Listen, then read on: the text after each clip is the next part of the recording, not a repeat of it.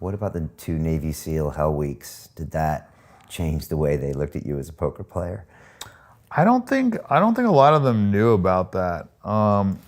It was something that I was like a little bit, ashamed of, kind of like a monkey that I had on my back for a while, was not graduating SEAL training. There was a point when I just like said, that I was torn because I did 510 days of SEAL training, and I was like 2 days before graduation when I got like rolled back to the beginning, did the whole thing again, then was like 3 weeks before when they kicked me out. So in my mind, I had finished SEAL training. Like those 2 days was like me fucking like flying back to Coronado and getting my fucking, graduation thing, right? So like in my mind, I had done it.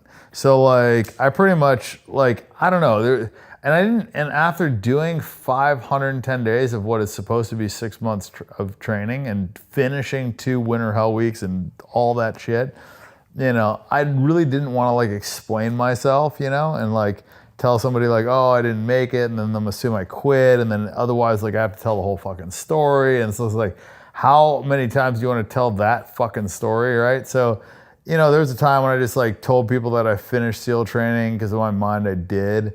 And then most of the time I just didn't talk about it. Like I didn't even like mention it because it was like not really something that I like wanted to discuss.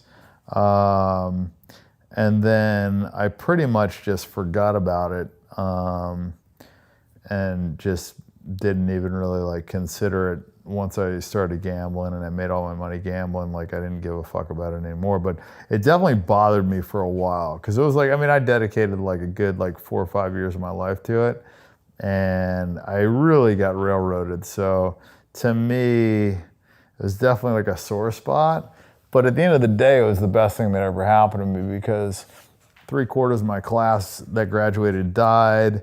3/4? Yeah, it was like we started off with 200 and something, and there was like 17 of us that made it through Hell Week, and of the 17 that made it through Hell Week, I was the only guy that didn't graduate, because like nobody that makes it through Hell Week like doesn't graduate. It's like a small percentage, and then like of people that make it through 2 Hell Weeks, like they all graduate pretty well. You know what I mean? So it's like one of those things where like it was like really crazy that I didn't, and so it was weird because like I said, yeah, 3/4 of the class died, and then I also felt like had I have accomplished that, it would have been enough, because I know a lot of people that they became a Navy SEAL and that was like their thing. It's like they, as a Navy SEAL, that was like they'd accomplished what they, set out to accomplish, and that was like what they could hang their hat on.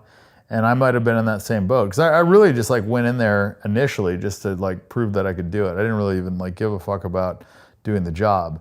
And then I did like so much training and was like in that life so much that I actually like really started to like the working out. I always loved guns and whatever. And so I actually started to like really get super into it, and that was like my thing. But whatever, things happen for a reason. And it was, like I said, it was probably a big motivating factor because of that. Because of that, I really like felt like I still had a lot to prove.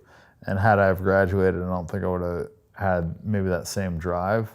And obviously my life would have taken a different direction. I would have stayed in the military for a period of time. I wouldn't have gone to college. I wouldn't have hit that poker at the right, so yeah. It was the best thing. And it's really funny how that works. Like some things in your life that you're fucking dead positive with the worst thing that ever happened to you turn out to be the best thing. And some of the best things that happen to you turn out to be actually like big negatives. So it's, that was actually a good life lesson that I got. A painful one, but it was good. Did you take some things from that Navy, from the BUDS training that you can like bring with you today, knowing that you can get through that mental test? Definitely helped me for that bike bet that I did. Yeah. But it's been a while, man. I don't really think about it too much. I would say the biggest thing that I get from it is just like, I fucking hate cold water. I got hypothermia so many times that like, just like the thought of cold water is just so shitty to me. But it instilled like a lot of discipline with training. I trained at like such a high level, such a performance level for so long. and I had reached such a crazy degree of cardio ability.